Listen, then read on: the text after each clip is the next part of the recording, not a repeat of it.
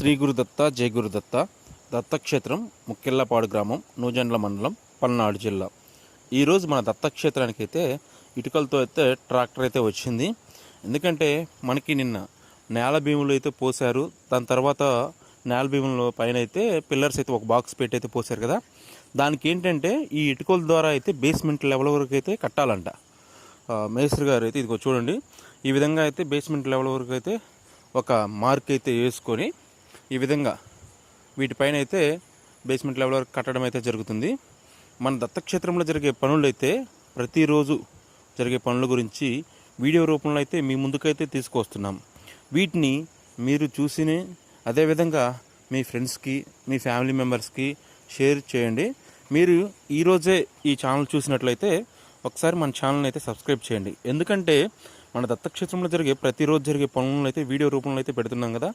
మీరు కూడా ఇక్కడ జరిగే పనులు ఎంతవరకు జరుగుతున్నాయి, ఎలా జరుగుతున్నాయి అనే విధంగా అయితే మీరు కూడా చూడటానికి అయితే బాగుంటుంది. ఇప్పుడు మనం వచ్చేసి మెయిన్ స్వామివారి గర్భాలయం ఎదురుగా అయితే ఉన్నాము.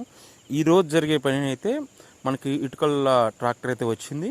అదేవిధంగా ఇక్కడ మేస్త్రులు అయితే మొదటి పిల్లల దగ్గర నుంచి ఏదైతే నేల భీములు పోసామన్నాం కదా, ఈ నేల భీముల పైన అయితే కొలతలు ఏదైతే ఇంజనీరింగ్ గారు ఇచ్చిన కొలతలు, ఆ కొలతల ప్రకారంగానే ఈ యొక్క బేస్మెంట్ లెవెల్ వరకు అయితే గోడను అయితే నిర్మించడానికి మొత్తం మొదలుపెట్టారు. ఈయన వచ్చేసి వెంకటేశ్వరరావు మేస్త్రి గారు. గ్రామ ప్రజలు అందరితో అయితే ప్రతిరోజు ఇక్కడికైతే ప్రతి ఒక్కరు వచ్చి ఇక్కడ జరుగుతున్న పనులను అయితే పర్యవేక్షిస్తూ ఉన్నారు. ఇదిగోండి, మీరు చుట్టూ చూడండి ఒకసారి. మనకు వచ్చేసి ఇలాగైతే మొదలుపెట్టారు.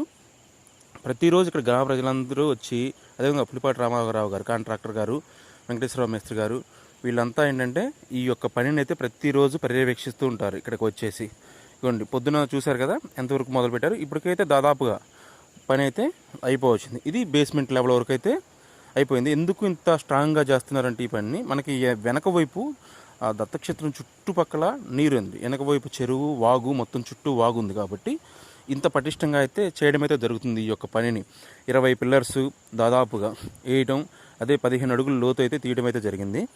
భక్తులకి ఒక విజ్ఞప్తి ఏంటంటే, ఈ నిర్మాణం పూర్తి కావాలంటే మీ అందరి సహకారం అత్యవసరం.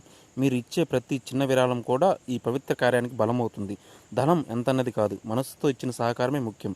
ఈ కార్యానికి తోడ్పడిన ప్రతి ఒక్కరికి పుణ్యం, మహాశాంతి, భవిష్యత్తు తరాలకు ఒక గొప్ప గుర్తింపు. శ్రీ గురుదత్త జై గురుదత్త.